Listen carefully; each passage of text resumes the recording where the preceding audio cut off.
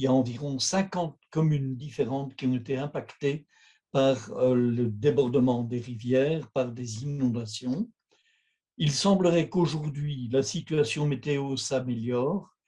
Certaines rivières, tout doucement, rejoignent leur lit et laissent aux alentours des berges des traces de la violence que les eaux ont provoquée dans le pays.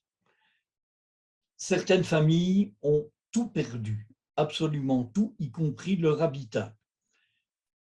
Dans certaines communes particulièrement impactées, des immeubles entiers se sont écroulés, laissant donc leurs habitants à la rue.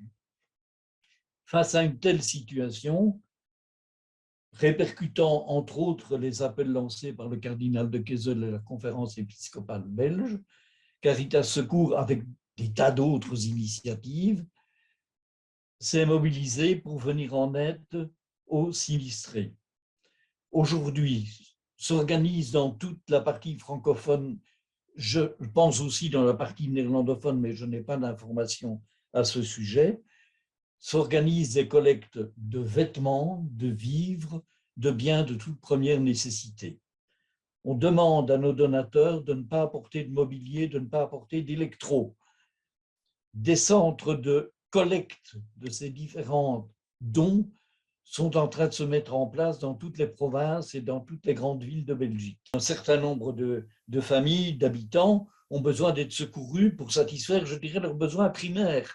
Il faut manger, il faut boire, il faut dormir quelque part. Alors la solidarité joue, les familles s'élargissent, les amis offrent un hébergement, mais il y a là des besoins primaires à satisfaire et il est évident que ce sont les plus pauvres parmi les sinistrés qui ne jouissent pas de l'aide qu'ils sont en droit de mériter d'ailleurs. À ce niveau-là, nos associations partenaires sont particulièrement attentives pour les familles les plus précarisées.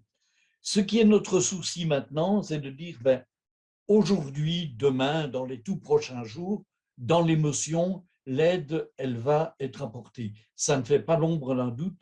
Les Belges sont des gens solidaires, ils l'ont montré à de multiples occasions. Mais dans la durée, certaines des familles des sinistrés resteront avec leurs problèmes pour demain. En effet, dans les familles de la pauvreté, s'assurer contre les risques d'inondation, ce n'est pas la première priorité quotidienne. Donc, nous savons que nous allons nous retrouver demain face à des familles entières qui n'auront pas la possibilité de rééquiper leur habitat, même de réintégrer leur habitat. Donc, il faut tout doucement que nous nous préparions à une action à long terme qui touche les victimes les plus précarisées affectées par les inondations.